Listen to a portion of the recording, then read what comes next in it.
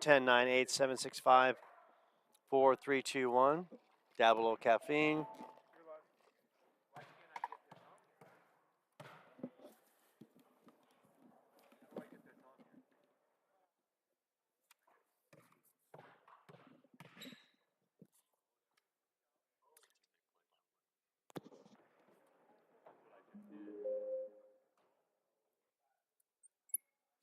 Tonight, the Chandler-Gilbert basketball team gets back on home court as they welcome in Columbia Basin College. The action live from the Coyote Center right here on the Coyote Sports Network. Good evening, everyone. I'm Joe Pequeno alongside Matt McCurdy.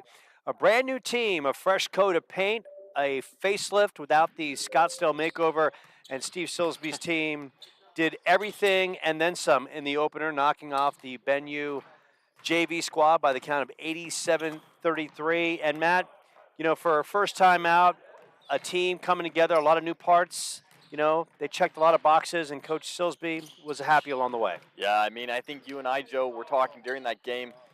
We weren't sure what to expect. Having such a great season the year before with some star talent, we didn't know if they would meet that, reach that, but they came out and answered. And the first half was a little slow, but they really came out strong in the second, really formed their bond and their team. And so looking forward to that same energy here tonight. Talking to Coach Silsby before tonight's matchup, he talked about in that opener, the veterans led the way. Will Coates, who he's expecting more, 16 points, filled it up 3 of 5 from long range, 6 of 10 from the floor. Parker Larson stepping into the big man role. Well, he just dominated the paint. 17 rebounds, 12 points.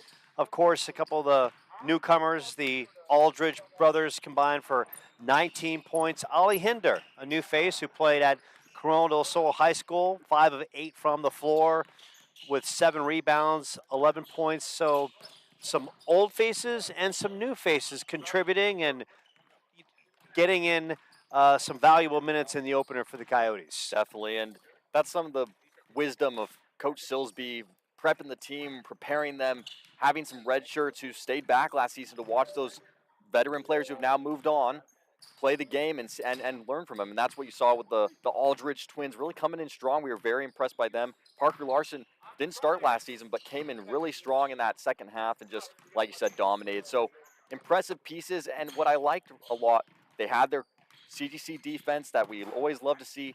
And Coach Silsby worked in a lot of players that last game. So we got to see a lot of variety.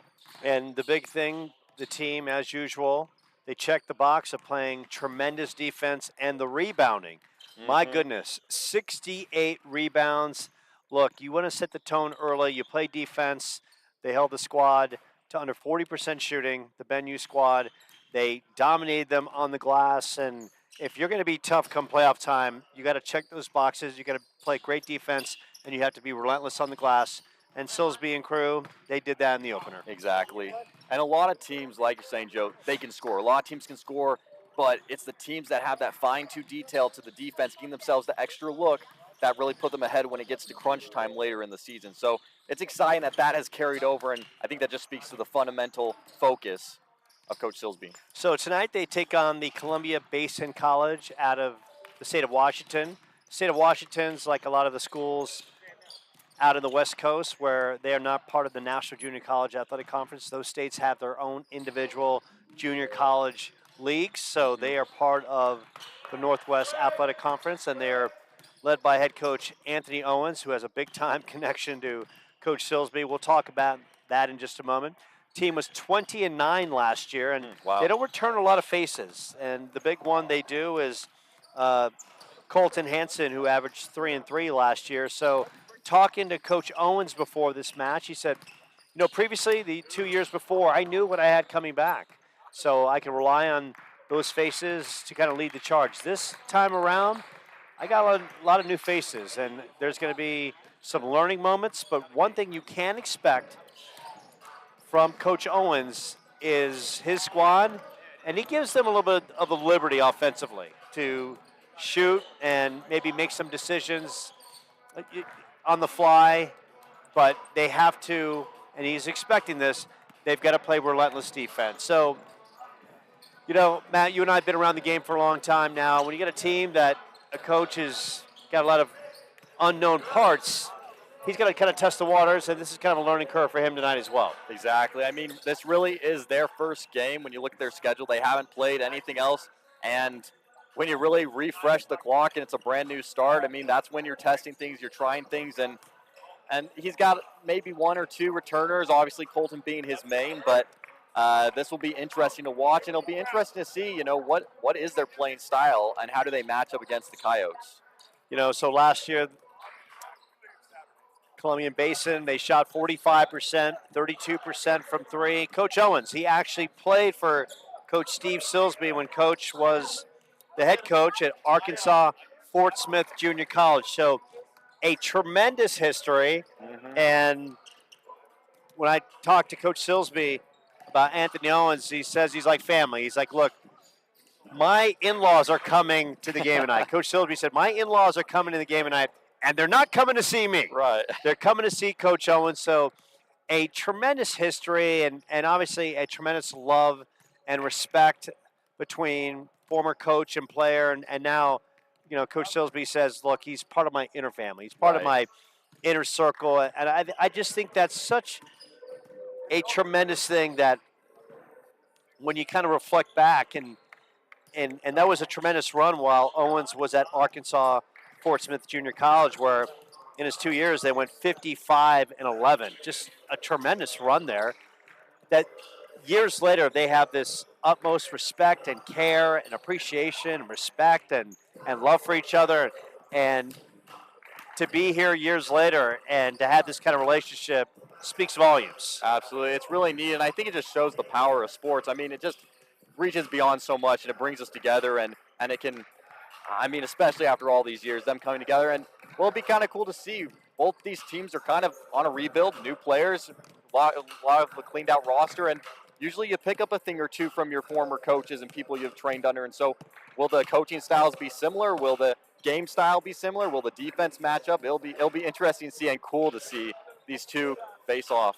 Yeah, no question. It's always going to be a fun matchup when you see mentor and disciple go at it left and right, right? And, of course, right here early in the season for Columbia Basin when they're still trying to figure it out. And Chandler-Gilbert, of course, has got one game underneath their belt. And for Columbia Basin, this kind of starts a little bit of their Arizona run here, Matt. Yeah. They've got Chandler-Gilbert. Then they go to Mesa Community College. They take on Scottsdale. So for his team, maybe a little bit of a kind of a nice little warm weather break before they get into the colder weather of the state of Washington and kind of enjoy the sunshine and the Chamber of Commerce weather, because that is essentially what we're having here right now in November. And the clock is winding down, and we are about to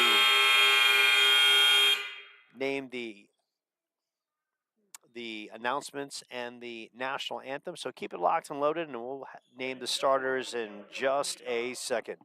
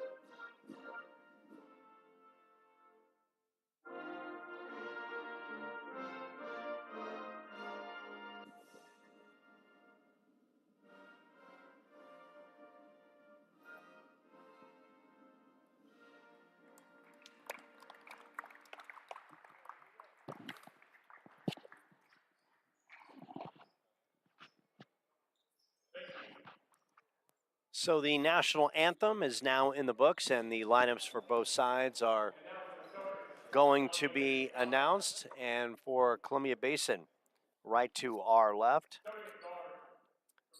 it's going to be number 1, Kieran Brown, number 2, Bobby Siebers, number 10, Xander Kamai, number 20, Caden Bethel, and number 23, Colton Hansen. And no question, as we see Columbia Basin being introduced, they're coming here with a purpose, not just to absorb the sunshine. And, for Coach Owens, he wants to beat his mentor. I mean, look, when you're a competitor, it doesn't matter the relationship. It's all about going out there on the floor, giving your best, and trying to come away with a W. Yeah, this will be something special to watch as they go head to head and really see how it plays out. No question, a Steve Silsby disciple. They're going to play man defense. They're going to run up and down the floor. They're going to shoot the three. And these are things that we just know. And we haven't seen Columbia Basin play. We haven't had the opportunity to scout them and watch film. But look, we know Coach Silsby's team, and we've seen them enough and how they operate. And we know that Coach Owens is going to essentially have a little bit of the same kind of makeup of his team. And now we have Chandler-Gilbert being introduced. Of course, they're decked out in the home white and teal right to our right. That's going to be number 5, Javen Price, going to be one running the point. Number 12, Lockie McCain. Number 24, Will Coates. Number 32, Carter Carab. And number 50, Parker Larson. And when we look at the makeup of the starting 5, Javen Price did some nice things. Lockie McCain has to shoot a little better, and Coach Silsby said, look, he just was a little bit off. He's hoping he'll have a bounce-back game. And Sills said, look, with my team, we've got to be able to shoot the ball from long range. We've got to be able to spread teams out and open things up down in the post. So Lockie was 0 for 4. So obviously not his best game. Javen Price was 2 of 7 from the floor, and between both of them, they were 0 for 4 from 3. So tonight, it's an emphasis for Coach Silsby and his team to shoot the ball better from the outside. And he said, look, first game, jitters, I get it, but with this team, the focus, get better every single game. Yeah. And that's going to be the focus for that team, because it's not where they're thinking about now. It's when they get into the heart of conference play, when they're thinking in the heat of February and heading toward the postseason, which, of course, they have aspirations, ranked number 17 in the nation. They expect to be back in the postseason. That's the expectations of Chandler-Gilbert, of where Coach Silsby has gotten this team. So it's going to be Larson and Caden Bethel teeing it up. And Bethel wins the tip, and it's going to be Columbia Basin moving left to right in your screen. Of course, they're in the navy blue, a squad that we're taking a look at for the first time, and it's their first game of the season. So, Matt, they're just like Chandler-Gilbert did in the win over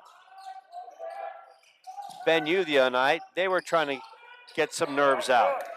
Exactly. I mean, more than anything else, they've got a long and busy week ahead of them, and this is the first stop. So they're testing things. They got, obviously, a lot to play for, wanting to come and beat a former mentor, but also they're testing the waters, they're figuring it out, and they want to start this week off right to lead to these games, Mason Community College and then Scottsdale later on. So they're building the pieces right here tonight in front of our eyes.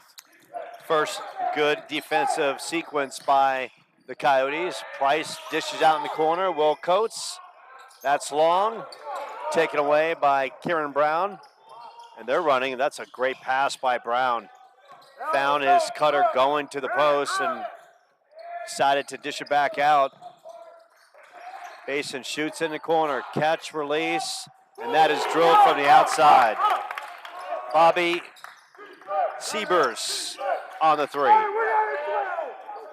And once again, we kind of talked about Anthony Owens. You can expect his squad to play relentless defense. They're going to get up and down the floor, but they're going to be right back at you in your mug trying to lock you down. And we're seeing that early. Price from the outside. Price off the back of the iron. Rebound by Caden Bethel.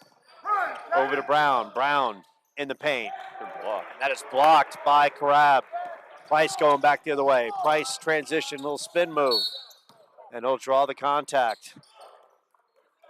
Xander Kamai will pick that up. First team foul for Columbia Basin. And what I really like in this first part, both teams really trying to determine the tempo and take control. I like that CGCC came out early and did what you mentioned, drive in, kick it out, try to get some shots off. They haven't gone in, but I like that they're trying that earlier. We didn't see that as much in the last game. We saw kind of hanging out on the perimeter, trying to drive in, but it wasn't as fast-paced, so I like that they started early. And Columbia coming out strong. Crab drawing the contact on Caden Bethel. He'll go to the line to shoot a pair.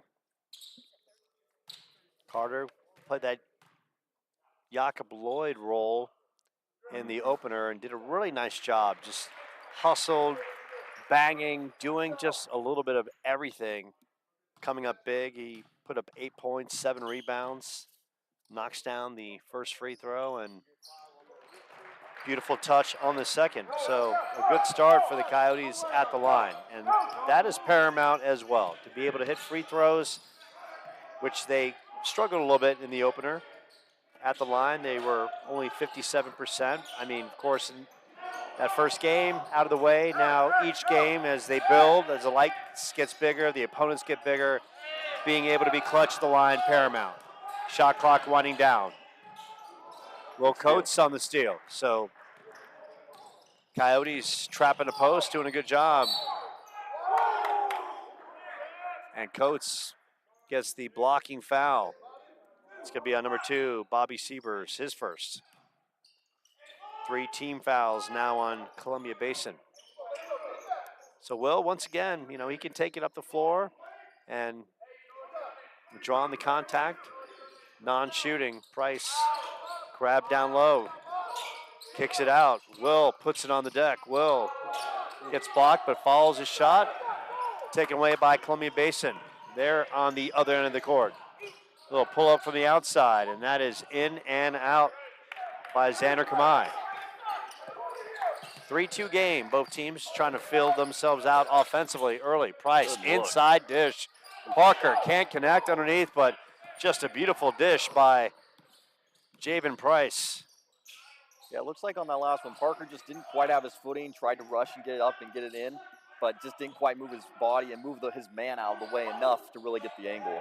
You know, we kind of talked to Parker before the game and say, hey, great first game. He's like, yeah, you know, I could do more offensively, scoring. I'm like, look, 17 rebounds, 12 points. Good first game, right? And I said, look, please understand, Parker, the weight of the world's not on your shoulders. Right. Just do your part. And he did that in that game, a good start, and build off that. But once again, remember your size. Right. And that pass in the post, go up strong, right? Yeah. You don't have to kiss it. And that's Price getting tied up with Kieran Brown.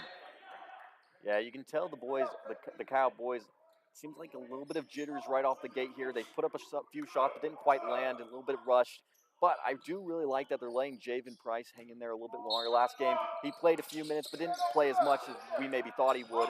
And so we're kind of seeing him get to go into that point guard role a little bit more than we did last game. Well, Javen Price, as we talked about, shot clock winding down. Tip, they go back inside of Price. Coates. And Coates wanted the foul, did not get it. Good defense by Columbia Basin. They might have got away with a walk right there by Brown.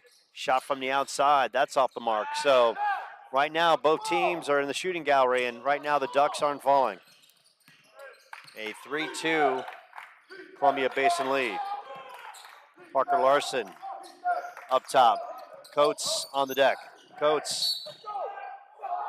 And Will Coates draws the contact, much to the chagrin of Anthony Owens, who felt Bobby Seabeers had position.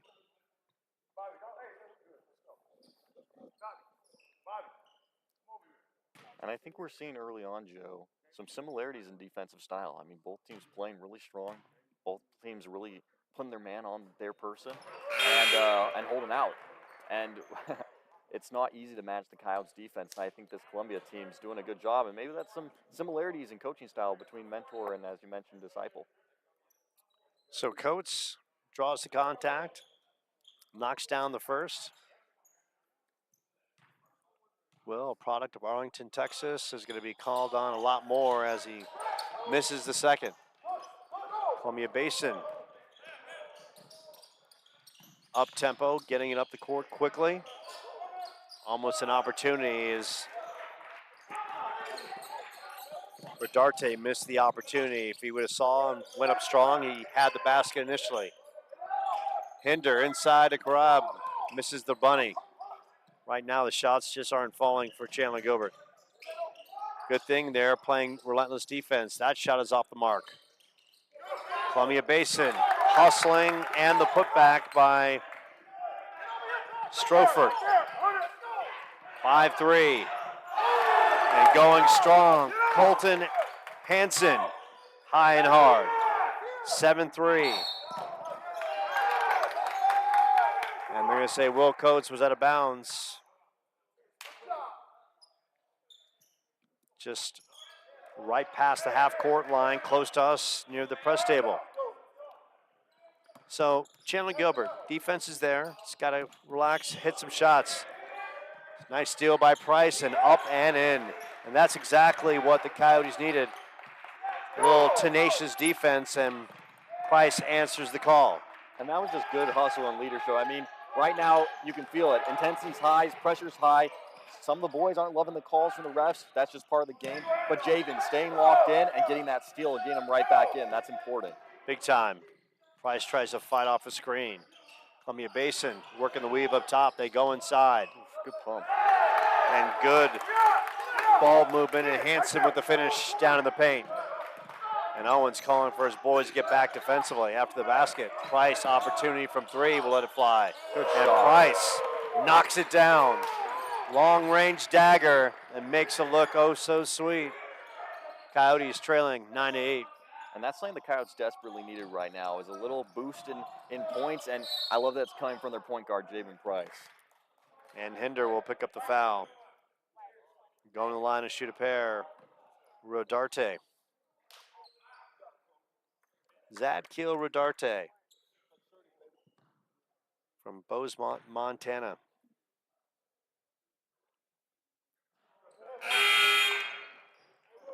Knocks down the first shot.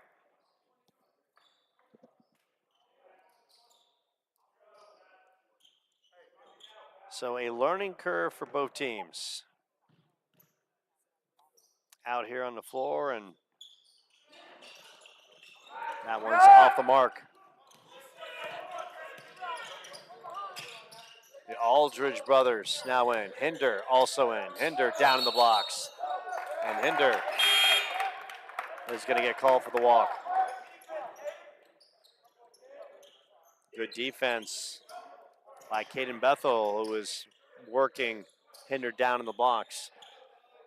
Ollie Hinder had a good first outing for the Coyotes. Kind of saw him, a product of Corona del Sol High School, just off Ray and Rule Road, 11 points, 7 rebounds. His dad, Russell Hinder, played professionally in Australia. A tremendous athlete. Played in the NBL for 13 seasons. And good defense by Chandler-Gilbert going the other way. So I can tell you, as we watch Anthony Owens, complete intensity. Mm-hmm. He's very locked in, that's for sure. He's locked in. This first game, you would feel like it's February and the team is surging toward the playoffs for the intensity. And I guess, you know, for a coach, and every coach is different, maybe this time around as he leads the squad, he's got to be able to be a little bit more, and that's a good pass from Lockie to Hinder. Tremendous dish. And we're even at 10. Is the fact. Matt he's got a brand new team, so he's doing a lot of teaching here, and you know, a lot of learning curves, and the lessons he's teaching these young men now. Come December, maybe those lessons are cut in half, and then January there's only a third, and by February they are just so on point. And Price on the hustle and put back. He's got 7. No, you've really pointed out, Joe. I mean, he's got a new team. We don't really know how many returns he had, but not a bunch. And so he's got to set the tone. He's got to set the culture he wants to bring here, and he's got to let the boys know we play intense, whether it's the first game or the last game of the season. And there's a certain way we play. We saw as one of his players came off, told him, you got to know what you're doing out there. And so that's the type of coaching you want. He's not. It's intense, but it's to help the boys learn, and that's what a good coach does right there. So Caden Barrett with several good looks down in the blocks, and they would not fall. Of course, when we kind of talk about Caden Bethel, number 20, he went to Phoenix Prep High School, of course, in the area, as well as Xander Kamai, who went to Phoenix Prep as well. So in the game for Chandler-Gilbert, Tegan Muldowney, and had a chance to talk to Tegan before the game, and just to make sure, as he tried to get that inside on the pick and roll as Hinder was cutting, the proper pronunciation. And to Mr. Muldowney out there, we apologize. Both Tegan and I had a conversation. We're going to be better. We're going to raise the bar, okay? First time out, Matt and I, dusting off the basketball rust. Little floater in the paint, and that one is in and out. And right now, Matt, both sides. The cylinder is about as big as my finger and my thumb put together. Both sides just struggling to find shots. 12-10, Chandler-Gilbert. And how about the slicing and dicing by Kieran Brown? And we've seen it all throughout the whole match so far. Just both teams trying to get it in. Good looks. Just missed touch here, missed shot there. And you know what? They're both playing really intense defense. Most teams, I'm not sure, you don't normally see that. Sometimes there's a lack there. But they're also pretty evenly sized. There's not a lot of deficit in size or height. So I think they're feeling the pressure of evenly matched team right here. So Brown puts Chandler-Gilbert on top. Columbia Basin pressing in the backcourt. Tegan beats it. And Tegan will run the point, 15 on the shot clock. Dumps it to Parker. Pass is tracked down. Work to the key. Dump down to Parker Larson. 2 on the shot clock. The kick out. And Lockheed just gets it off, hits the back of the rim. Columbia Basin fighting for the rebound, doing an excellent job as Kieran Brown on that left side. Brown, you can tell he's got quickness, dishes out in the corner, pulls back out, now tries to go inside, loses the handle, and they're going to call a loose ball foul, a loose ball foul, that is, on Chandler-Gilbert. Yeah, the Coyotes really need to be a little more efficient on those plays on that other end. I mean, it's looking okay. You can tell the pieces are coming together, but just a little slow, a little bit delayed. And that's what really led to the rundown shot clock, is just they weren't moving that ball around nearly as fast as they need to, especially to compete with the high-intense defense that they're receiving. I mean, Columbia has been playing full-court press on them since the beginning of the game. They are here to win, they're here to play hard, and they're here to wear out the Coyotes. So what we've seen from both sides, right now both sides offensively, we don't have numbers, but if we had shooting percentages, let's just say they would not be going into the Basketball Hall of Fame statistical categories for greatness. Yeah. But needs to say, defense have been outstanding. Both sides have been clogging the paint, getting back in transition, really guarding the three-point line. And so, these are kind of your March basketball kind of affairs where shots are hard to come by and defense really predicates the ultimate outcome of games. So even though Chandler-Gilbert not shooting at the pace and percentage they want, they're playing outstanding defense, of course, for Columbia Basin as well, for Coach Owens and his squad. Well, and look, last game with the Coyotes against Benedictine, it was a good game, but not nearly the pace or intensity of this game. And so this is really the first game for both these teams playing high pace, high defense, high speed the whole time. And you know what? Usually the first thing to go when you're new into that is your shot and your point. So they're just, I think there's an adapting to the pace that they're playing in this first game at this intensity. Columbia Basin coming with tight man-on-man coverage. Teagan up top. Lockie gets a block from the outside. Larson is there. Parker tries to roll it underneath. Grab going up strong. Will Coates on the putback. So the Coyotes' physicality down in the blocks. Coates with 5. Coyotes with a 1-point lead as we're under 10 minutes left in this first half, which has been a really physical defensive slugfest. Both teams bringing A games on the defensive side of the ball. Dishing back out to Brown, who finds it in the corner. Shot from the outside. That's off the mark. Columbia Basin. Another look from 3. Off the mark, and that's going to be over the top. Easy call on Colton Hansen. And checking back in is Caden Bethel. And once again, Caden Bethel from the Phoenix area. Went to Phoenix Prep, which is located Central Phoenix. Can't miss Caden Bethel. He's got the long locks. No question. Could get a college endorsement from a shampoo company somewhere. Chandler-Gilbert working the weave top of the screen. McCain will pull up, and Lockie gets the soft roll. And I think right now Lockie McCain just really needed that. He was 0 for 4 in that first game, and sometimes a shooter's just got to be able to get that first roll just to start feeling good about themselves. And the thing about Columbia Basin, they're not letting Lockie McCain set up in the perimeter. They are working defensively. They are bringing a body every time anyone's on the wing. They're making Lockie put it on the floor, and he had to earn that basket from the outside. Exactly.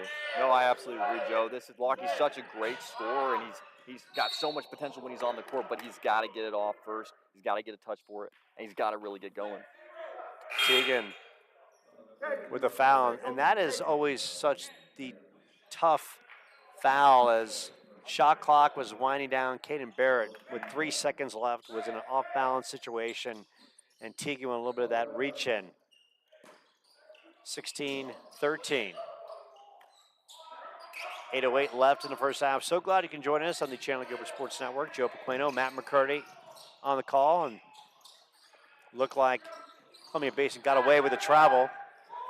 Javen Price up the floor, works it up to Crab. Crab up and over. Great job by Carter.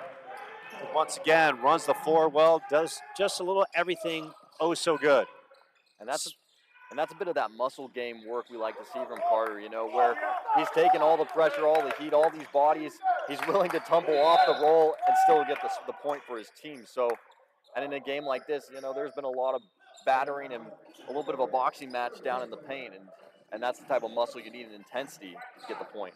So Colton Hansen, one of the few returners from last year, averaged 3 and 3 last year, has already got 6 points. He's been a force down in the paint for the Coyotes with an 18-15 lead, and they're talking some things over with 7:35. And, I think for Coach Silsby, he made a point, wanted to see his team play better from the outside tonight. And, this Columbia Basin team, they're not making it easy. So I think it's one of those things, it might be a grit and grind affair, and if his team gets a W, be satisfied, because you're playing a team that really mirrors what the Coyotes do. They've got athletes, and they're physical down in the blocks. Exactly.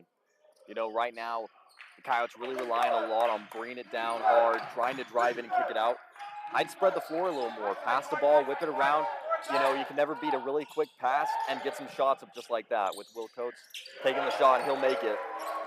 What a great shot. And Matt, I think you just you drew up that play on the sidelines, and Steve Silsby was dialed into you, and he called it to his team on the fly, and they talked about spreading it out, and Will Coates dialing it up from the outside. And Will, that's one thing Will does well. He's one of the best three-point shooters in the conference last year, and sets the tone.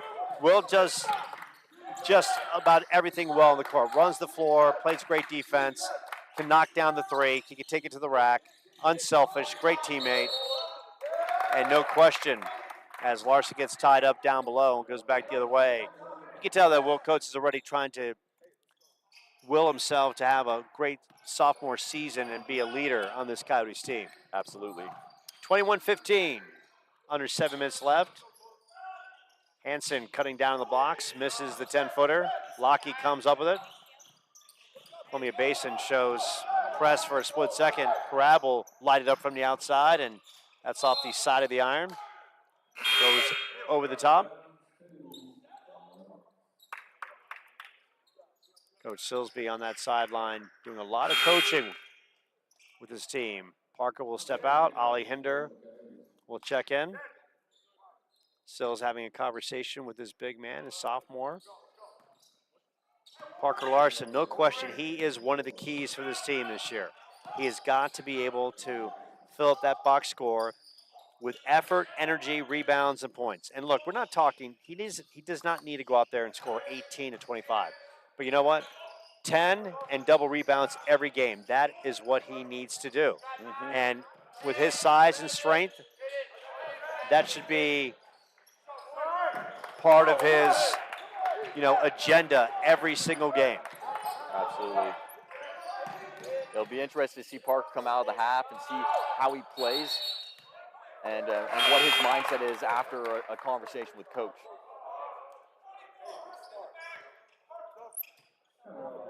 But I think this is also a really good game for Parker as well. Ben U, once again, smaller team, not as aggressive on defense. We definitely had the edge there. This game, aggressive, bigger boys, more intense. And this is where Parker really needs to get large and in charge and really take dominance on the court. And like you said, he doesn't need to score 20 points a game or anything like that, but 10 and rebound and play big. I really like this game for the Coyotes because it's a team that they don't really know a lot about. Right. They play in the Washington National Junior College League, and you can tell, obviously, they're coached very well. They've got good athletes. Yep. They play hard. And for an early season matchup, this is what Coach Silsby is building his team to as Hinder knocks down that 2-footer. Is play early season competition that it's tough, determined, and get them ready for conference play. Because we just know, as Hansen on the great alley-oop from the outside puts it in, 23-17 Coyotes is what he's building to. He's building to having his team conference ready. We know how good this conference is. There's athletes from Pima to Scottsdale to Glendale to Mesa. This side of the region is so tough. And, of course, that matchup with Pima is looming literally just a couple weeks away. And, of course, we all know the last time they faced Pima was a finals loss in the region playoffs right here on home court. And so everything that this matchup, and, of course, the matchups going to Jacksonville and playing elite competition down there, you applaud Coach Silsby for doing that early. That's how you build your team. You don't crank it up with a bunch of wins against teams that are not going to help your squad get better. You just won't. You got to be tested with physicality, determination, and toughness. And this Columbia Basin team they've got that. They're struggling offensively, but they are playing relentless defense. No, you said it really well, Joe. I mean, this team is forcing the Coyotes to adapt, play faster, stronger. You're seeing shots have to come off just like that, way better and faster than the Coyotes are more accustomed to this season. And that was just a fantastic pass from Will Coates and Ollie. And you can see the chemistry, the bond is forming as they're playing this level. They know they have to rise to the occasion. So Hinder inside on the great feed from Will Coates. Ollie, 6 first half points. And so smooth from the free throw line. And, no question that he has got plenty of touch. Of course, his dad played in the Australian Basketball League for 13-plus seasons. So, and his dad is his biggest critic. He says after he watches film with the team, his dad and him will watch the tape as well, and his dad is hard on him, right? But it's at a place out of love because he just wants his son turn into the kind of player he's capable of being. And sometimes, youngsters don't understand that from their parents. It's not coming from a place of trying to demean them or hurt their feelings. it's because they're trying to dial in and get the best out of them. Exactly. Aldridge. Ollie down in the blocks, guarded by Bethel. Ollie, little spin move. Oof.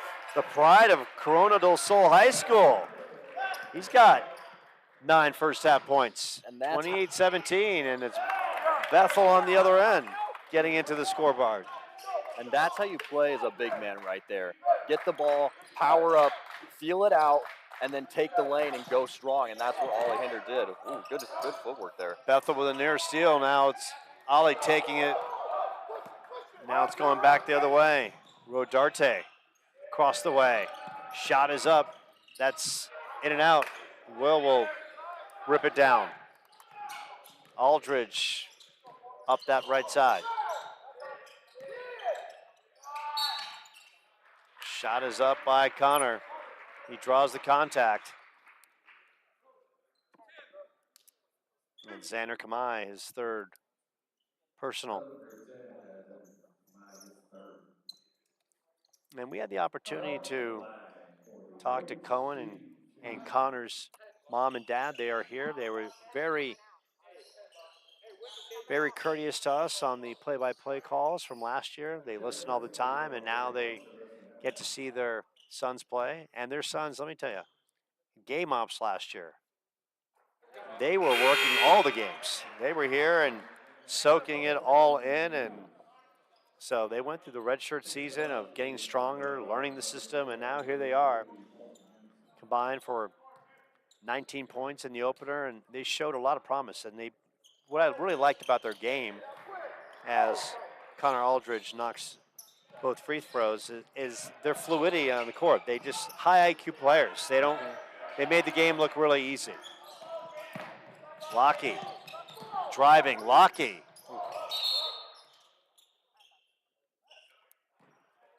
Lockey trying to take it coast to coast. And that one was off the wire and out of bounds. So Basin gets to stop. They're down by 11. Closing in on 2 minutes in the first half. Colton Hansen, and now it's Columbia Basin swinging it on top of the key. And that was Brown trying to kick it out to the outside. A misread by Caden Barrett. And you know what's interesting to see in this last few minutes of this first half is both teams seem to be just trying to figure out how to work past this defense. We've seen a lot of things we haven't seen before generally, where they're just trying things, trying to throw things up. That last was a great example, driving in, just trying to scoop it out to a player. It didn't land like he was hoping, but I think these teams are generally being challenged by the defensive power of each of them. Another great steal from the Columbia. Brown with the steal and saves it, and tracked down by Corey McClure. You're going to call it a backcourt violation, so Chandler-Gilbert will get it back, but Kieran Brown with the excellent hustle. And Coach Silsby having a conversation with Connor Aldridge about execution on the floor.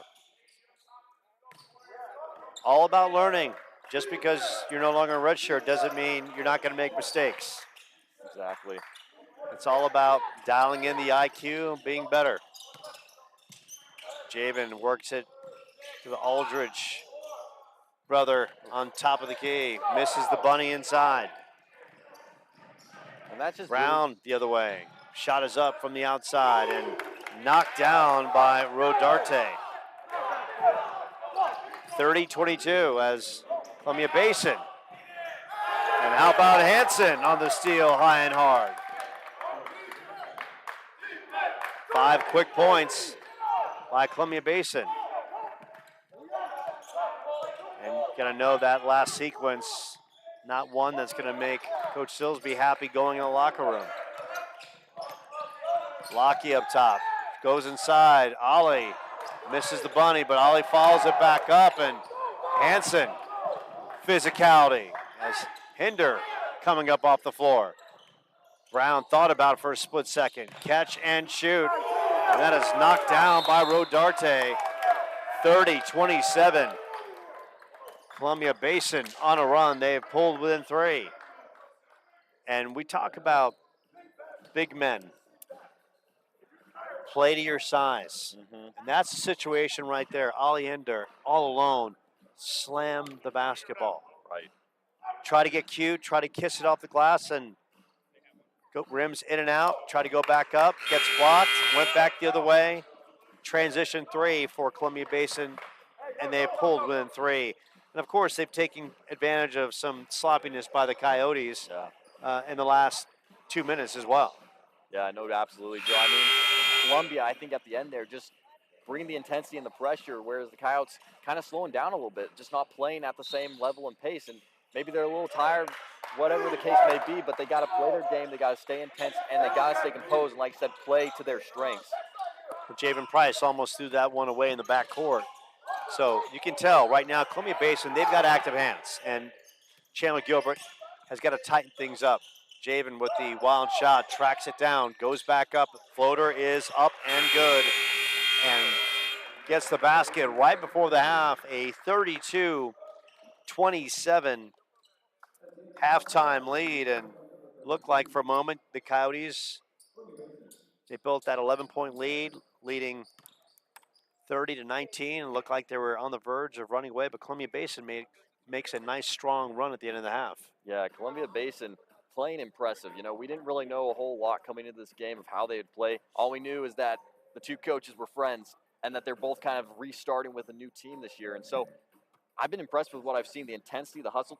Now, had they been landing their three-point shots, because Coyotes, as Columbia passed the ball back and forth, they weren't quite getting their hands up. There's a lot of uncontested shots they've been landing, though. Those, I think the score would be quite different in the favor of Columbia. But luckily, the Coyotes and them have stayed pretty tied up, but Coyotes really need to just play their game, stay in there, and they seem a little frazzled at the end of this half, and so we'll see what comes out after halftime. Columbia Basin has missed a lot of wide open threes, no question. And the thing about Coach Silsby, and you know he's going to address that at the half, is how many times Columbia Basin was open from the three-point line. And that's inexcusable. Look, there's going to be open threes, but Columbia Basin had a lot of good looks, too many good looks. And for Chandler-Gilbert offensively, got to knock down the bunnies, right? We saw a lot of shots, point-blank range.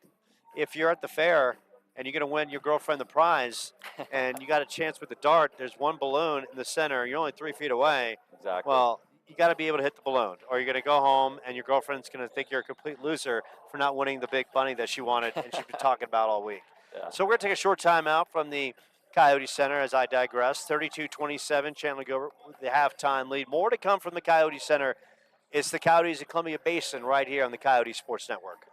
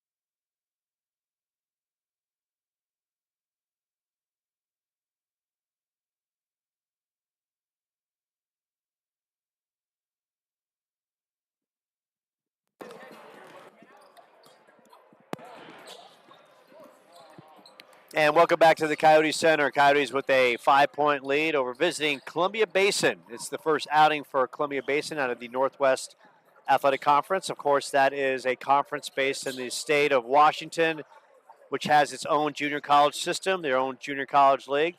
Of course, Chandler-Gilbert opened up with an impressive 87-33 victory over Benedictine Mesa JV squad, and now they're in a battle.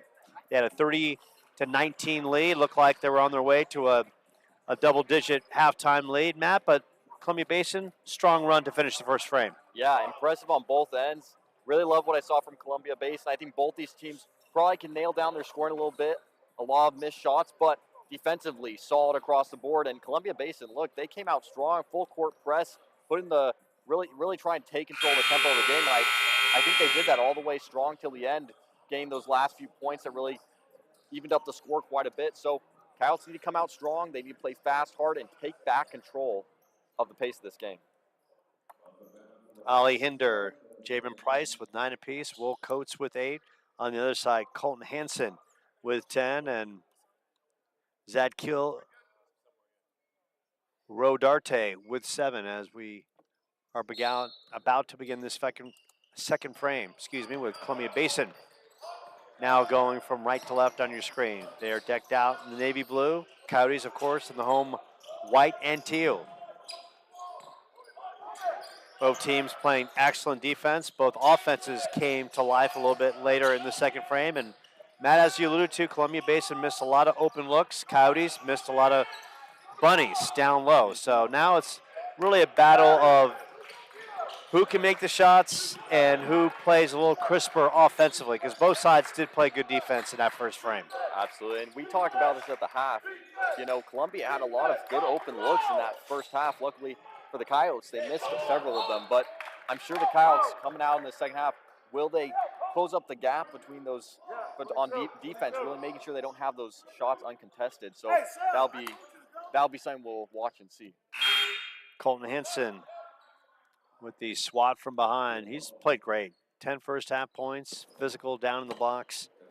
A returner for Columbia Basin last year. Javen Price off the inbounds. And gets it out to Carter Carab, and Zadkiel Rodarte was right there. Shot clock at 5. Price swings it out. McCain, catch and shoot. And Lockie knocks it down. And that's a good sight for Chandler-Gilbert. To see Lockie get unhinged from the three-point line. His shooting opens up the floor so much for the team, allows the bigs to get some space down in the paint. And Joe, you talked about it right at the beginning. Lockie came in, scored that first bucket, and that's really what kind of starts Lockie off. He kind of has to get one going and falling, and then he just goes from there. So that's exciting to see him hit his first 3 tonight. Good feed from Javen Price, who found him, and that was just good IQ play by Javen, who didn't force the play. And Lockie on the catch, and going back up strong is Parker.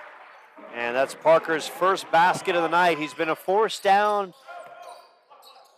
in the paint off the glass. Now he checks in the scorer's box as well. Hansen working the lane. Lockie comes down with it. Carter Carab with good man defense. Javen Price up the right side. Gets away with a carry right there. The referees let that one go.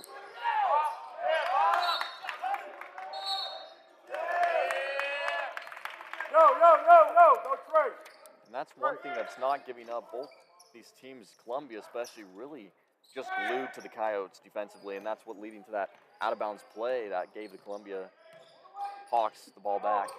Your referees, by the way, John Hardigan, Chase Turner, and Travis Gabadon.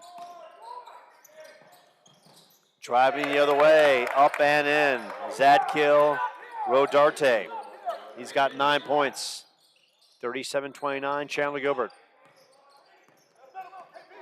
Columbia Basin putting 2 bodies on Price coming up the floor. Lockie, space, Lockie off the mark. Rodarte comes up with it. He's racing up the left side. Cross-court pass, Hansen, the kick out. Up top, they swing it around. Sievers back out. Great defense by the Coyotes. 16 on the shot clock.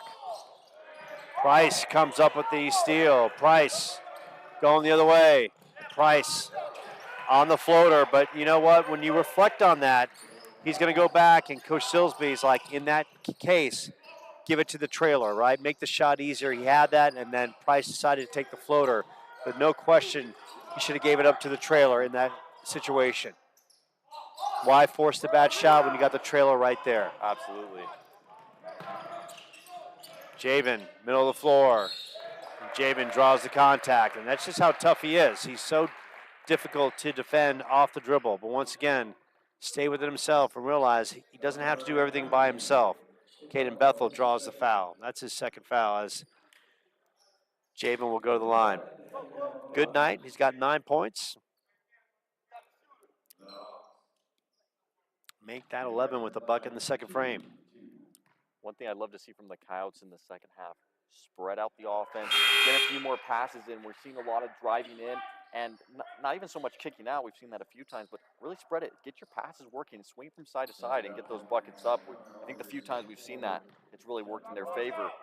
Columbia, they've done that a lot tonight. They've gotten some good looks, and you hear Coach Silsby yelling to his boys, stay low, stay down, play defense. Don't let them get the ball in front of you and get the open, uncontested shot. So Price now with 13 points to pace the Coyotes. Shot from the outside. That's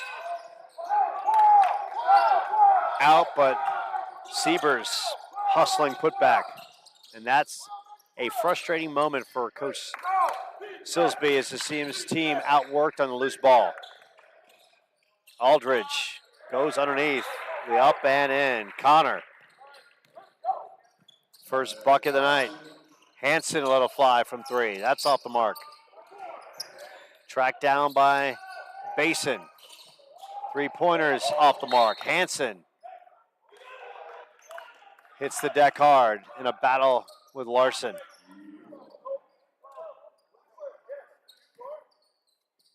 Columbia Basin led by their head coach, Anthony Owens. A lot of energy. First time out. And you know, for Columbia Basin, what a good opener for them to face the number 17 team in the country. And that's a long range 3 from Connor Aldridge. He's got 7. 5 points here in the second frame. Coyotes have now opened this up with a 15-point lead. Coyotes coming into this one, ranked 17th in the nation, of course, losing in the Region 1 finals last year to Pima. Such a heartbreaking loss. 3 returners from last year's team and a makeover without Jonathan and Drew Scott of HGTV. Make a house over, a brand new team essentially. A bunch of red shirts coming in, and Coach Silsby working his magic, getting this team in order. He kind of talked about it. He's like, look, as a coach, you always wondered, did I do enough? Did I have my team ready? And to start the season, he has his team looking good. They just got to work out some kinks offensively and be better from the outside, and I think they'll work it out. No, I absolutely think that's a great philosophy he has, and I think every coach questions that. You know, did I really put in the work and the effort with my boys to get them to that next level? And to see them play a team this intense right at the beginning, that's promising, and they're playing well against them. And Connor Aldridge has really come in and provided a spark for this team. Not just on the glass, but as well as doing just about everything. Hinder out to Connor. Connor on the deck. Loses control and it's going back the other way. And the referees get it right. That was off a Columbia Basin player. 6 seconds on the shot clock. It's going to be Tegan Muldowney setting it up from the outside. Lockie, short little outside jumper and knocks it home. Lockie now with 7 points. Pleasant side, and you can tell Lockie hits some shots. Coyotes start opening up a lead. That outside shot is there. They start playing better offensively. And Colton Hansen, gotta like the way he plays, right? He's physical force. He's probably looks about maybe 6'4", but Hansen plays bigger than his size. Call it 6'6". I shorted him by 2 inches. Please, no texts or emails to my home, and don't threaten my life. But needs to say, Hansen is a tough physical player that really battles around the rim. kind of player that you love on your roster, right? A blue collar, just get after it.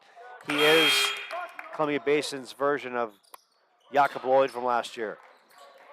Yeah, no doubt. Strong player, and we see him do some great stuff tonight, really body out, get the ball, get rebounds. And he had some awesome blocks in the first half, too, really making sure the Coyotes didn't get their points up. So, impressive player. Salah Thomas now in the game as well, taking the ball up the floor. Thomas kicks it outside. Connor will let it fly. That's going to be off the side of the iron. Rebound by Columbia Basin. They've got an uphill battle, trailing by 16. Coyotes just blew this one open. That's going to be a travel.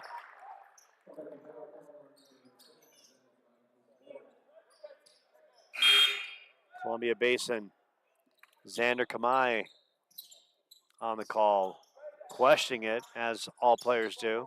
They never travel, they never make a foul. Salah Thomas getting his minutes.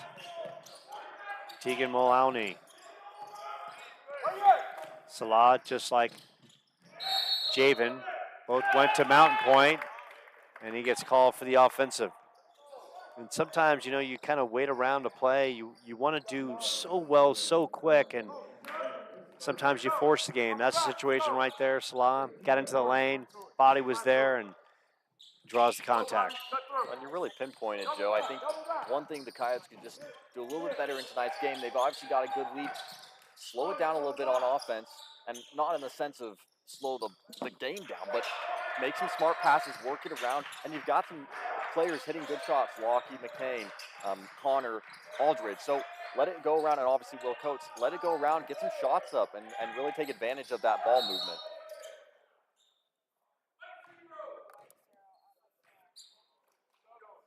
Gonna be a foul on Teagan, his second.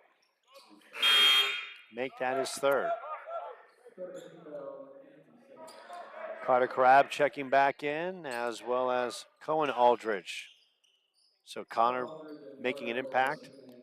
5 second half points. Columbia Basin trying to work the ball in. Very close with the violation.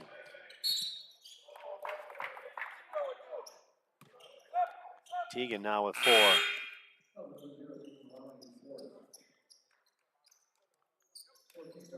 Neil McCarthy, a product of Post Falls, Idaho, in at guard. Got some quickness, got some handles. Now they put Price on him, and Price can lock up with the best. Now Price works it up top. 4 on the shot clock. McCarthy's going to have to let it rip from the outside. That's off the mark. Put back is up and in. We talked about him early and often. Colton Hansen doing the dirty work. 48-34. Columbia Basin bringing pressure. Price almost lost his footing. Going back the other way. Carter, physicality. I love that right there. Led with that shoulder, going in strong, and gets the basket. His second of the night, he's got 4 points. But that right there, a resilient force going strong. And right there as well, guarding up in the block, fronting his man and not letting him get good position down in the paint. So you saw a player for the Coyotes giving great effort on both ends of the floor. Offensively, going strong. Defensively, putting the body in a great position, not allowing the post layup. Well, that was just an excellent play against the defense of Columbia that they've been running. This full court press, pass, get it to your down low, let him body up and go hard. Because that really breaks it as you get the pass down court.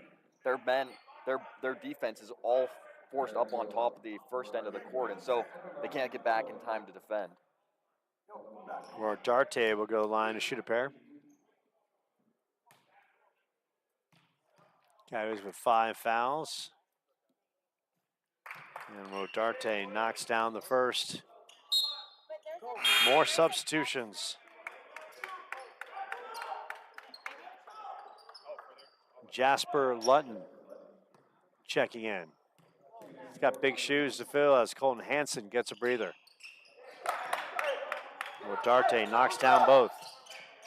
And I think the Coyotes just love to see Colton Hanson out of the game. I think they look at that as a plus. Price just gliding effortlessly. He's got 15 points. Something tells me Price has a post-game interview on the docket coming up. Down in the blocks, the kick out. Shot is up, in and out. Once again, Columbia Basin from the outside. We don't have running stats, but let me tell you, their three-point percentage, not good. Hinder, quick move. Ollie gets it to drop. He's got 11. Pride of Corona del Sol. Taken away by Will Coates. Javen tracks it down. Javen, feet inside. Coyotes can't connect underneath. Loose ball, and that's going to be against Javen Price.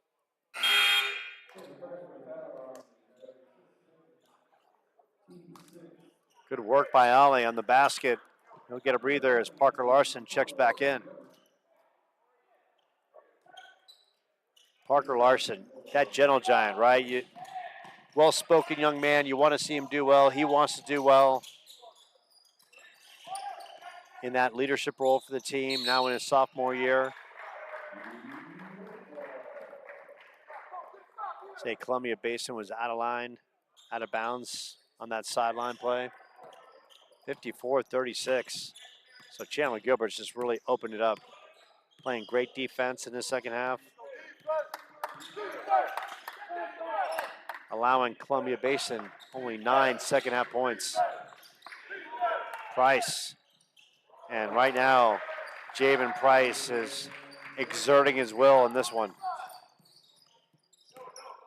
And that's just great to see, you know, Javen really having that energy and electricity here in the late part of the game. You know, you can tell these boys are tired. They're worn down.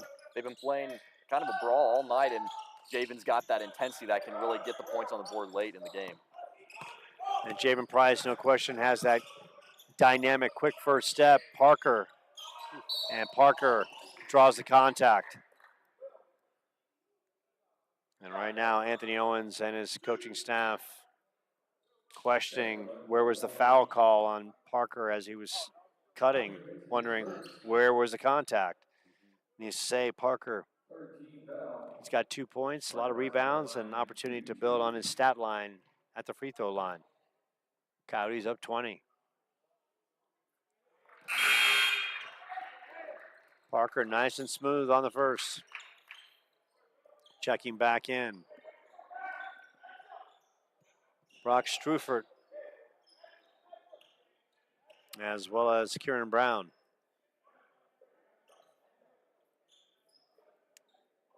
Colton Hanson also back on the floor. Quick breather for Hanson.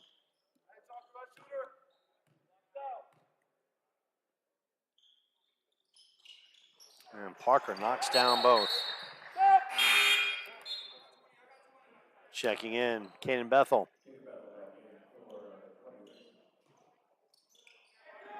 (58-36). Coyotes play some defense. They got this one locked up.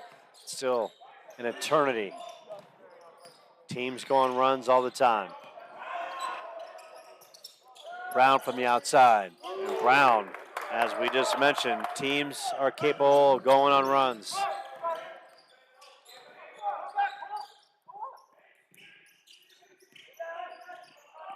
Larson down the blocks.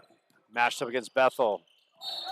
And they pick him up on the double team as Brown came around, and Brown and Larson is coming up slowly.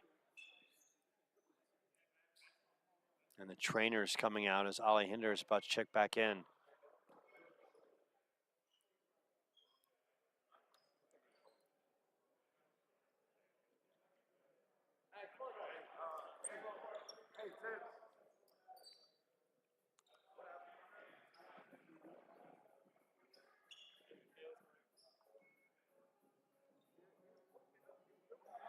And right now the trainer's checking his knee. We'll take a short timeout from the Coyote Center.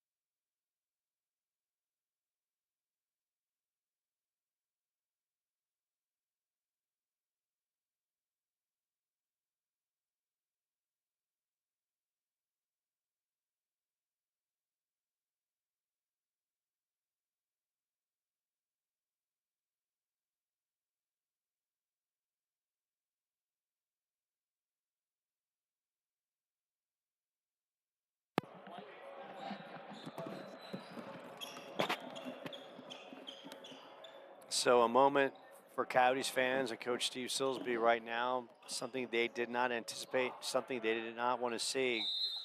Parker Larson being helped off the floor and really catering to that right leg, and you got to wonder if it's, we can only speculate, but it didn't look good as he was being helped off the court, and his playing time, his health status going forward will be monitored, of course, after this game.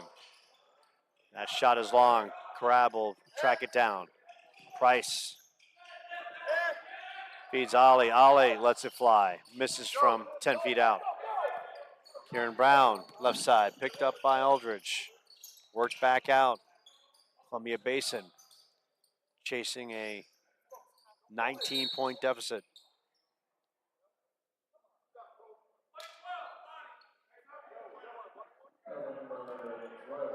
And they're going to call the foul against Lockie. And Lockie's not that kind of physical player, so that could have been like that slight graze. Might be. Huh, wow.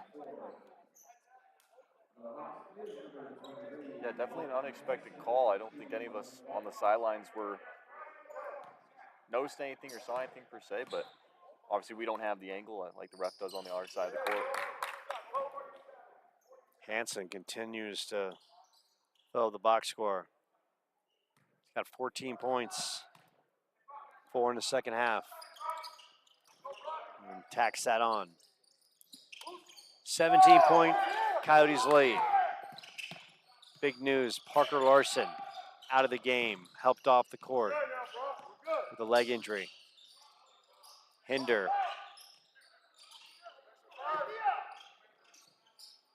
Works it over to Lockie. Lockie steps it out. Aldridge open from the outside and knocks it home. Cohen Aldridge. Big three. That kind of stems the tide for Coyotes. Now they go the other way. Crab up and in. Away for Carter. Price tried to do a little showtime behind the back. Ball was knocked away, but Crab, loose ball and brings it home. 63-41. Under 9 minutes left in this one. Brown. Once again, defense by the Coyotes, tight. Brown lets it rip from the outside. It's his second three of the second half.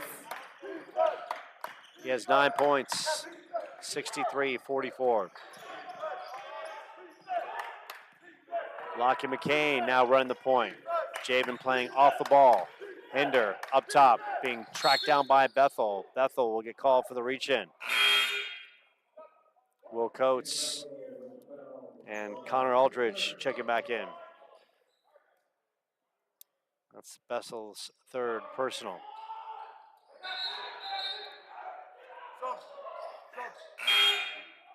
The good thing right now, Parker Larson is on the sidelines. He's walking around, so that's a good thing. That's a good sign.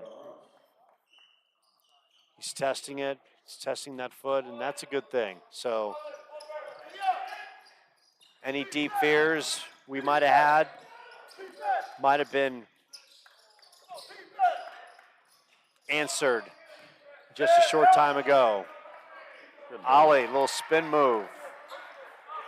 He's got 13, making Dad proud. His biggest critic. Backdoor.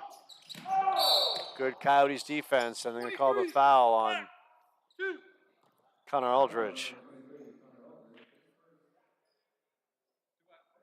Hard foul as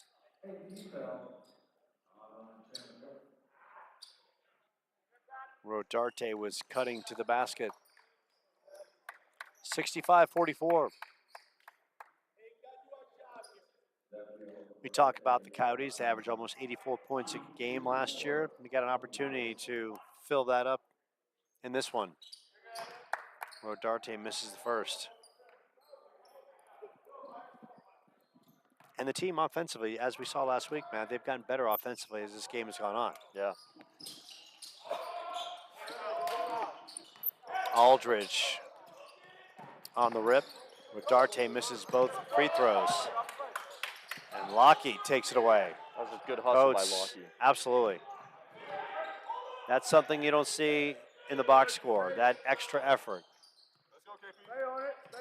A change of momentum just when Columbia Basin thought they might have an extra opportunity, and Coates going strong, and one. The pride of Texas putting his big boy pants on and drawing the contact. And Will's got 10 points. And that's the type of surprises you can see from Will Coates in these games, even late when you think maybe the game's winding down and we've seen everything we're going to see. Will Coates will come out with a big surprise just like that. What I love about Will, when he attacks, there's no softness. No. He's going to rip the rim down, and that's what I love about Will. There's a physicality to his game. You kind of look at him. He's tall, lanky, does everything well, but he attacks the rim, and I love that about him. Some people want to play soft around the rim, as it's like it's best friend or something. No.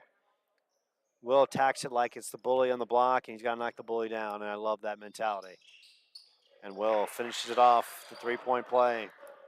He's got 11. By the way, let's say hi to Grandma Pat, who's watching. Will's grandma, who watches all the contests. Hope you're doing well.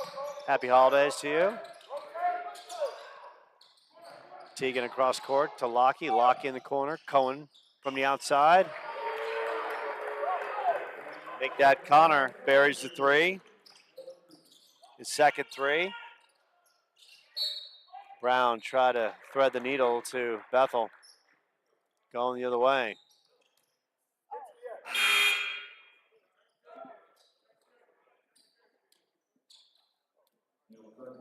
(71-46).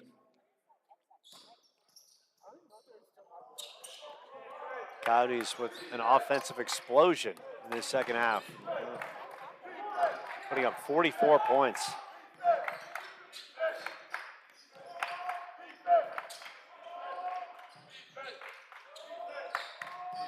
Make that 39. And the putback is up and in by Connor Aldridge. And now some physicality.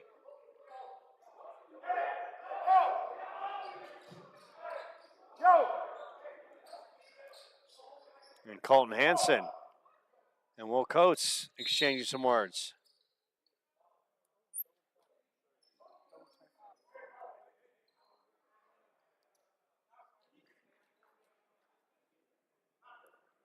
And Colton Hansen had to be pulled away. He was all kinds of fired up.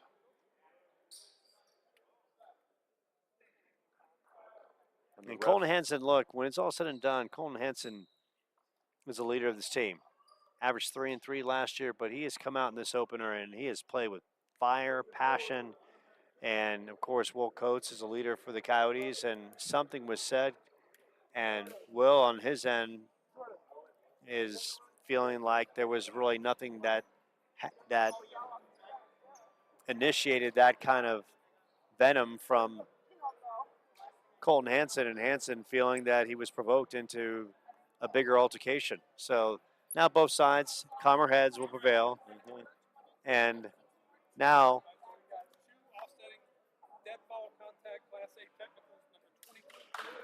so John Hardigan breaking it down.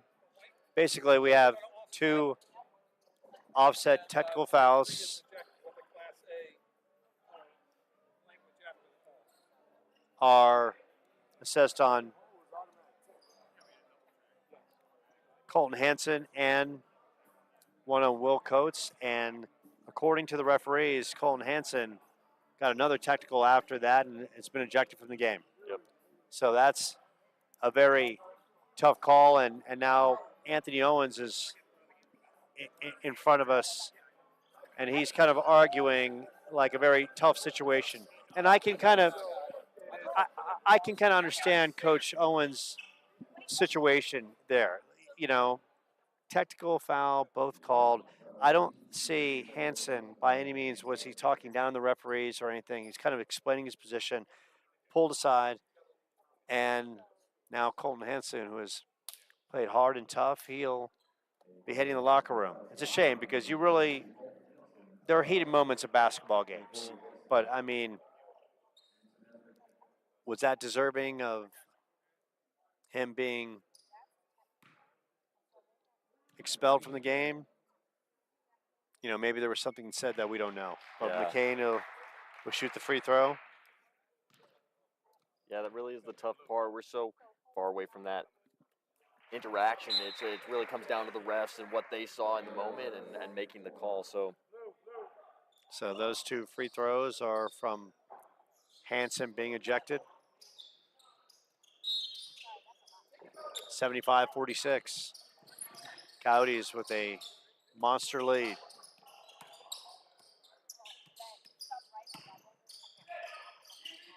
Columbia Basin just trying to work on their offense and be a little more crisper. Bethel going inside, and Will Coates involved in that physicality with Hansen denies Bethel down the blocks. And look, Will's not going to stop playing hard, okay? Whatever happened to Hansen on that end of the Basin's offensive side of the court, it got in Hansen's head, and Will just blocked it out and kept playing hard basketball, and that's where he is right now. And that's really what you want in a team leader, a team player, is someone, regardless of the situation on the court, stays calm, composed, and plays their game, and hopefully keeps their team on track. Ollie with a little jump hook. How about that? That's probably part of the Russell Hinder repertoire. That's going to make Dad happy. And now I got to tell you, I'm kind of disappointed. Corona Soul, 3 blocks from my house. I'm bummed that I didn't watch Ollie play back in high school, but now I'm going to have to look up his game tape on YouTube because everyone's got one now, Yeah. right? Exactly. I mean, I wish some of my baseball highlights back from my days of playing baseball at Bogosiga High School back when they had black and white film were still available on YouTube somewhere. Now Nolan Christensen getting some playing time. Nolan works it into the paint, and they call the foul on Rodarte. And Rodarte looking at the refs like, okay, can we be semi-physical here, please?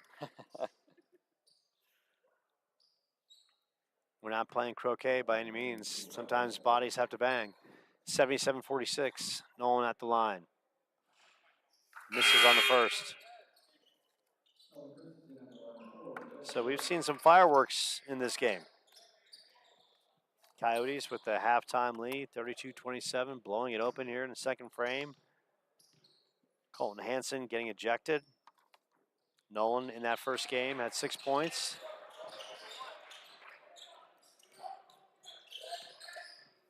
$78-46. Under 5 minutes left. Bethel up top, Christensen on him. Also in the game for Columbia Basin. Corey McClune, that is. Big 3 from the outside from Neil McCarthy. 78-49.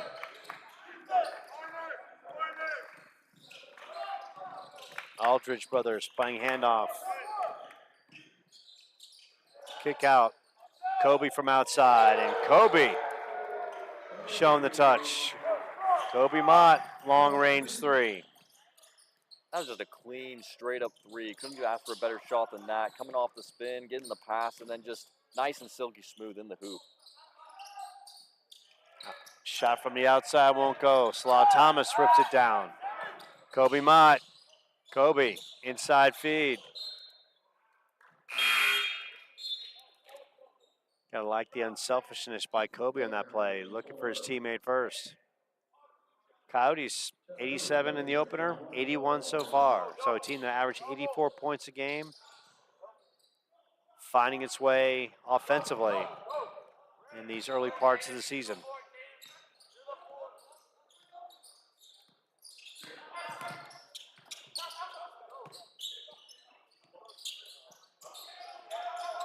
Coach Anthony Owens has that look like,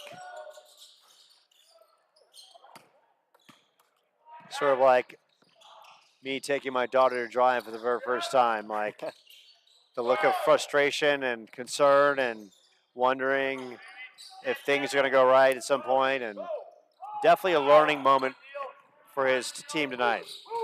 course, they have a lot of new parts. Mm-hmm. Only 2 returned. Hansen is the big returner. Other than that, not a lot of minutes. Yeah. So everyone else is essentially getting playing time for the first time. Also in for the Coyotes, Harold Merrick, number 3 from Gilbert High School. Short trek away. And Joe, we've talked about all game and last game too. That's why these games are so important early on in the season, testing their abilities. Obviously this is more of the second string now playing the game, but it's a good opportunity for even the second string get some legs on them, get some minutes on the court, and kind of get a feel for what the game is like at this level. So just a good game all the way around, and both teams have played really intense. Even the second string coming in and matching that same energy. Slaw Thomas draws the foul, and definitely a lot of intensity in this one. Both teams really played tight, 32-27 Coyotes halftime lead. They've blown it open in the second frame. Just a step quicker, a little more crisp offensively. Mm-hmm. Defense, they've locked Columbia Basin down. And, of course, for Columbia Basin, first time out, first game for them, so they're dusting off the rust. They're trying to figure it out. And the Coyotes with some great efforts.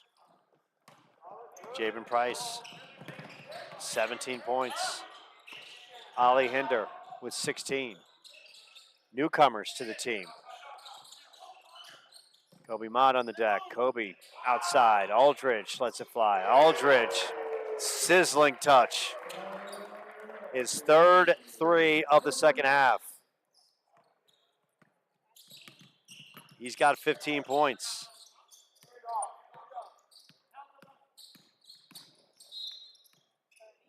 And Connor Aldridge just having a really good game. I mean, he's played quite a few minutes tonight, but came in strong, found his mark, getting open on the three-point line, and really kind of helped his team in the first and the second half. Put some points on the board from the outside. So impressive performance from him. And he's been key on the inside too, finding some good looks, some putbacks, and just being in the right position at the right time. And that's a really good feel for a player on a team, is being able to find that spot.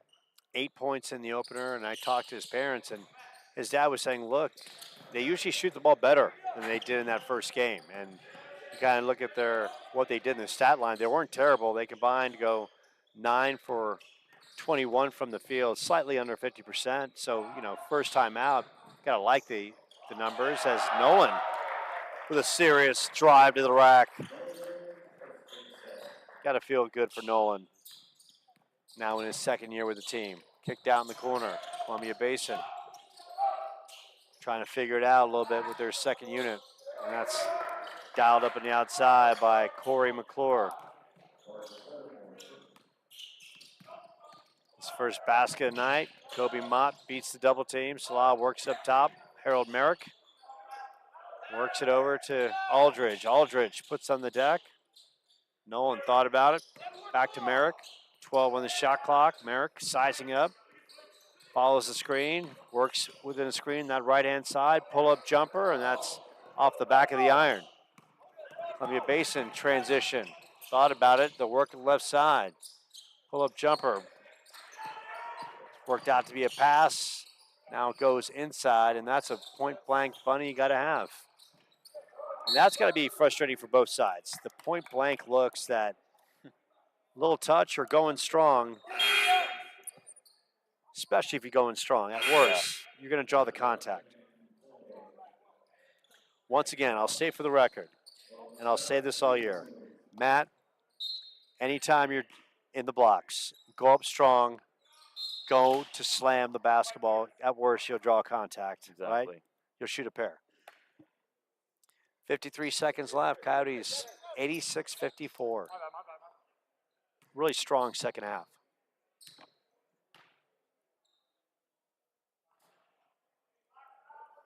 Bethel, product of Phoenix Prep, downtown, making his return home. And for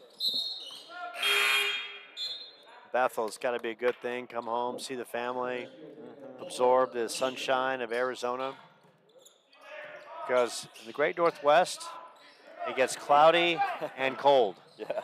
And, Matt, I grew up in New York City, and in the winter times in New York, It goes months, and the sun's not out for a while. As a Yeah. kid, you're not used to, you're used to it because you're playing all the time. You're playing in the snow. You're out with your friends. You really don't notice that. But as you get older in life, I know for me, sunshine is paramount. Right. Sunshine makes me feel good about the universe. Makes me want to go attack the world. Absolutely. Couple dribbles by McClure, works it back out. Neil McCarthy, a little gritty player. Down in the blocks, that's missed from point blank range. Sammy Garcia, big physical body. Got to be able to knock that one from down low. And that's going to wind it down. Coyotes tested, challenged, and they come away with the 86-55 victory. Now 2-0 on the year and leading the charge. Jabin Price with 17 points. Connor Aldridge with 15. How about Aller Hindi? Make that Ollie Hinder with 16. Good night for the Coyotes, and the good thing is Parker Larson up on the wheel, hobbling just a tad, but doesn't look like anything too bad. Maybe just rolled the ankle just a little bit. We'll take a short timeout and interviews to come from the Coyotes Center. Coyotes now 2-0 as Silsbee's team opens it up in the second half and rolls away for their second victory of the year.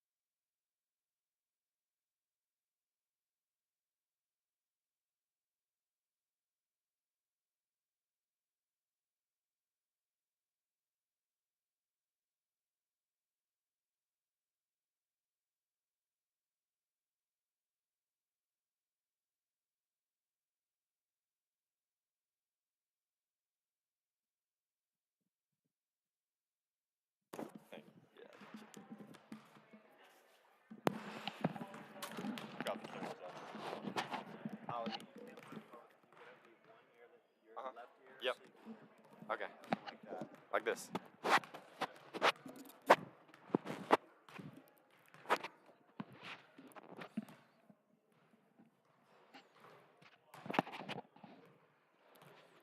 And we welcome you back to the Coyote Center. Joe Pequeno alongside Ollie Hinder with the Coyotes with the 86-55 victory over Columbia Basin.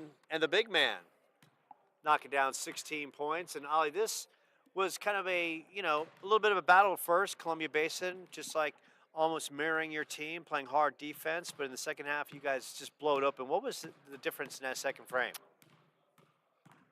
We brought it at them. We started knocking down a lot of shots as well, but the defense intensity picked up.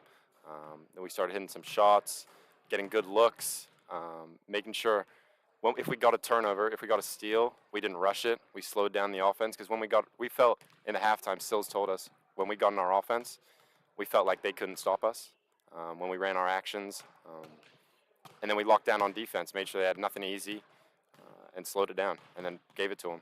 Scary moment when Parker got helped up. Mm-hmm. The good thing, I saw him working on the sidelines, working on the leg. How is he? What's his? I know you're not a doctor per se, but kind of give us your outlook. Does he look to be okay? No medical clearance, but he said he's good. He feels good. A little scary there, but he said he's working with Chantel and the trainers. He's going to be with them for a little bit right now. He had headed straight there, and he should be fine. He said hopefully he can suit up tomorrow. That's great. I know you guys are right back at it in a game tomorrow in the Mesa Community College tournament as well. For you, you've started the season back-to-back double-digit scoring affairs, and tonight a little bit of the jump hook into the repertoire. So, look, a lot of good things on the court for you tonight, and if your dad's going to assess the good of this one, what do you think your dad's going to say of your outing tonight? Of course, your dad played in the Australian Basketball League for 13 years, so you've got high DNA from your dad and from the basketball genes. So what would he say about your basketball outing tonight? He's going to be happy with this one.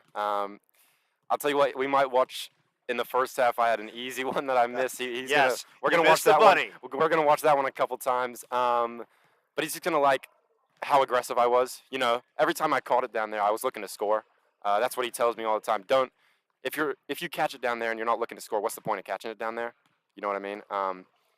He's going to be happy with the aggressiveness I showed, and then he'll be happy with how I played defensively. I tried to get every rebound, but he won't be happy with the bunnies I missed here and there. But you know, the pros outweigh the cons, I guess. Absolutely. But getting back, because sometimes as athletes or even as fans, we don't think of the great plays. We always think of the bad ones, right? Yep. And I hate to harbor on those, but is it safe to say that you expect your dad to say to you on those plays, he's going to say, Ollie, come on, go up strong every single time?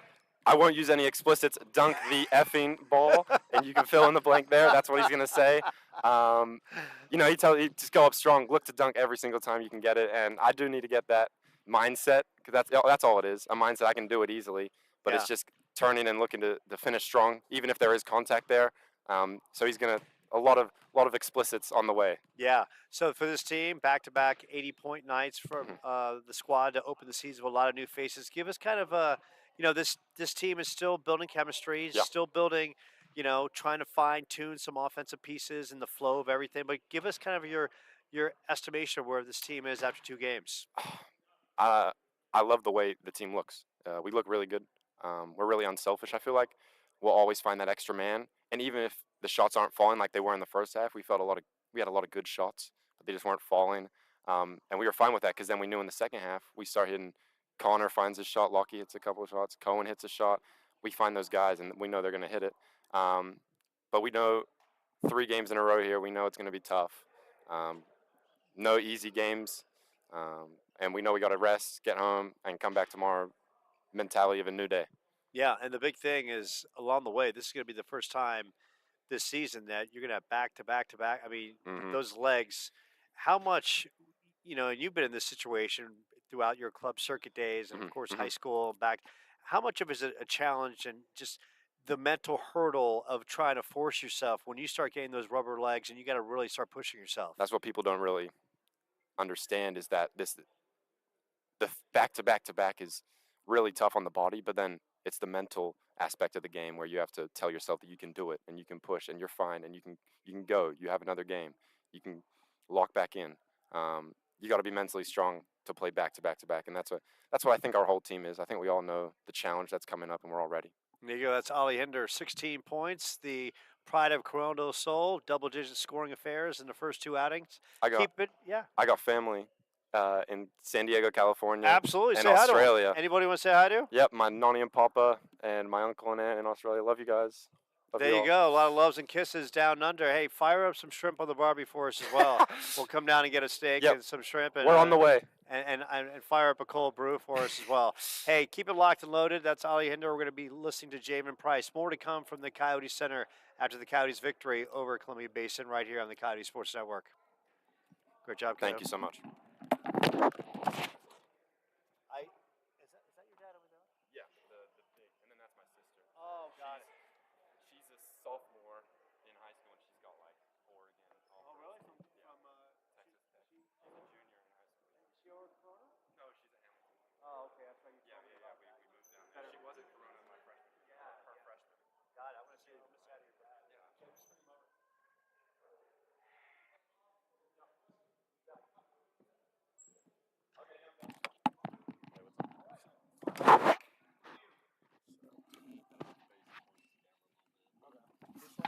Yeah, right there. And just keep like one ear off because Oh, can't okay. hear it. There you go. All right, so Javen, post game here on the broadcast, and obviously a great game. Yep. You had a little more time on the court than the Ben U game as well, and really, Joe and I were talking. It really felt like you kind of came into that leadership point guard position. We were able to see you play a little bit longer. So how are you feeling coming in tonight and getting to kind of show off your speed, agility, and then also your point guard skills on the court? Yeah, I feel great. I feel like I took some steps forward in being a leader because that was one of my biggest shortcomings was being a leader and directing people when I was younger, and Yeah. even last year. It took Yeah. me a year to really learn how to really be a point guard and really take control. Sure. So I feel like I took some steps forward this Nice. game and plan on keep doing that. Absolutely. And you guys came out in the first half, and the Columbia defense obviously pressuring from the gate. Right. Full court press.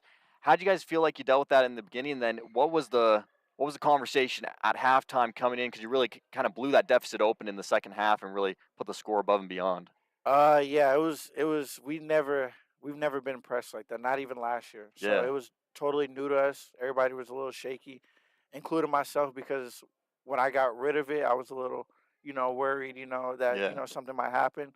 But, it was just the halftime conversation was just be in control, take your time, and trust your teammates. That's really what it Yeah. is. Just trust your guys, move the ball, and trust that they'll make the right decision. If everybody trusts each other, then right decisions will be made. Yeah. And just slow down, move the ball. If you see an angle to attack, take it. That's how we got all of our transition layups. Yeah. Taking angles, kick out threes, start hitting a lot. And also at halftime, I told my guys they're pressing us, so we should get a lot of transition good looks, layups. Yeah. So let's make this a 15-point lead because we already had it in double digits and we kind of gave it up. Right. So we got to get it back. But transition is my playground, so I feel Yeah. like, and ours, anybody. We have a lot of shooters, Mm-hmm. so that should be our playground. We shouldn't need to really run a play and slow down as much. Right. No, absolutely. And I think that really came through in the second half. You Yeah. could see the pieces falling together. The flow was a little bit smoother, and you Right. guys were just kind of starting to put buckets up left and right. Obviously, a big weekend heading into this tournament. How are you guys feeling? There's some back-to-back games, and Yeah. what's kind of Coach Steve's done a good job giving you some tough games up at the beginning here, Yeah. but what's the mindset? What are you guys talking about, the game plan going into this weekend and these back-to-back games? First of all, recovery. Right. Go home, get some sleep, stay off your feet, come in here tomorrow, get what you need, and we're back to it. But same thing, you just got to stay composed. When you get tired, you got to push through it. For sure. Call for a sub and get right back to it. Yeah. Call a timeout, get right back to it. That's really all, really. Yeah. You just got to, that's really all you can do is just recover and just stay with it. Stay Yeah. with it until the end. And play hard, win, lose, or draw. Just keep playing hard.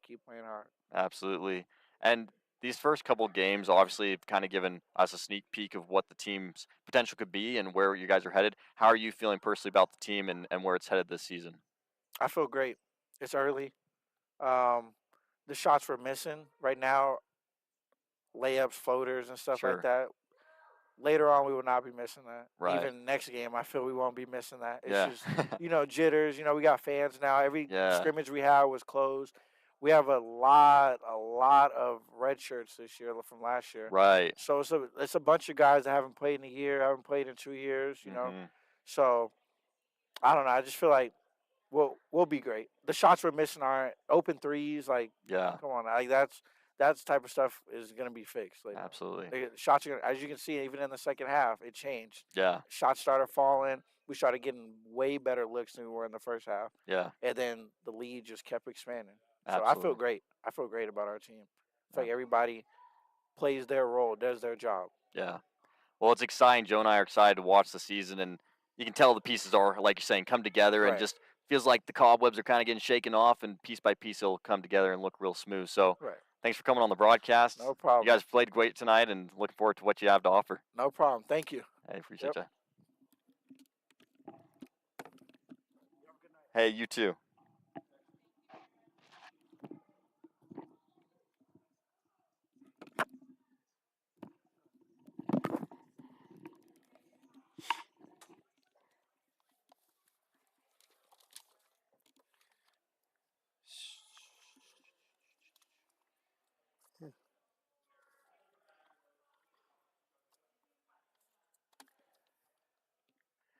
So we are going to wrap this up from the Coyote Center. Coyotes, of course, once again with the 86-55 victory over Columbia Basin. And, Matt, it started slow and sluggish, 32-27 halftime lead, but they blew it open in the second half.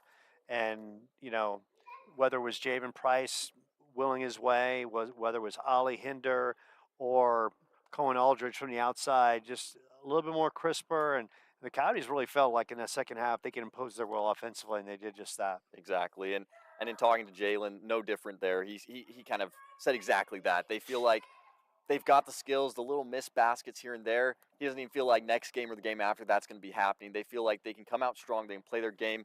And he said a lot of these guys that they're playing starters now, they're redshirts. So they've been off for a year, not really playing in games. And now they're getting the chance to really show what they can do, and they all feel good about it. And the good news in talking to Ollie Hinder, I had an opportunity to talk to Ollie Hinder's family, and of course his dad Russell Hinder played in the Australian Basketball League for 13 years, and that was all nice and warm and fuzzy to meet his family. The good news for Parker Larson, Ollie said that Parker says he's okay. He's working with trainers Good. To kind of test that wheel, and hopefully he's back on the floor because tomorrow the Coyotes are in the Mesa Community College tournament. They'll take on Morton College, and that's at 3:00. So it's a quick turnaround for the team. Yeah. And then Friday they're back at it with a 3:00 matchup taking on Colorado Northwestern Community College. Then they hit the road to Jacksonville, where they'll take on Florida State College, ranked in the top 25, which is on the November 14th, getting my months confused. And then November 15th, they take on Marion Military Institute at 6, followed by Snead State Community College on November 16th, and they are also ranked in the top 25. And then they'll come home, and on November 20th, they head to Mesa Community College. And then finally, on the 23rd, they're back here where they'll take on Pima Community College. And last time we saw Pima and Chandler-Gilbert was in the Region 1 finals last year. Pima eked out the win. They moved on to the national tournament, and Chandler-Gilbert saw their season come to an end, which was very hard for the team to come by after such a great regular season. So the Coyotes will a lot of games, a lot of road affairs, and that's going to really kind of test their will to go out of their comfort zone to see what they're all about. Yeah, I mean, the team we see today, by the time they come back and we see them with Mesa and then Pima, they'll be a completely different team. They'll have played way more games. They've had a lot more time under their belt, and we already see the great potential that they're having on the court right now. We've talked to the players. They feel it. I think we all feel it watching here at home. So it'll be exciting. And you mentioned Pima, right? Don't kid yourself. Coach Silsby, the team has that on the mind, and I think they're looking to really build the repertoire, fill the tool belt with all their weapons so they can come back strong against Pima and kind of get that sweet revenge they're looking for. Absolutely. And along the way, they're going to play some nationally ranked teams, of course, along the way to get them ready for conference play, which is only a short time away. So a good night for the Coyotes as they get the 86-55 victory. They're now 2-0, and we want to say thank you to all the great staff here at Chandler-Gilbert, Russ Lewis, and the entire athletic department, everyone on campus that makes it possible to broadcast all these great athletes, and of course, all the great action from the Arizona Community College Athletic Conference, and all the great people here at Chandler-Gilbert that are just so warm and helpful in making these nightly affairs make it all so worth it. For Matt McCurdy, I'm Joe Pequeno. Coyotes now 2-0, getting the victory. This has been a presentation of Chandler-Gilbert Athletics.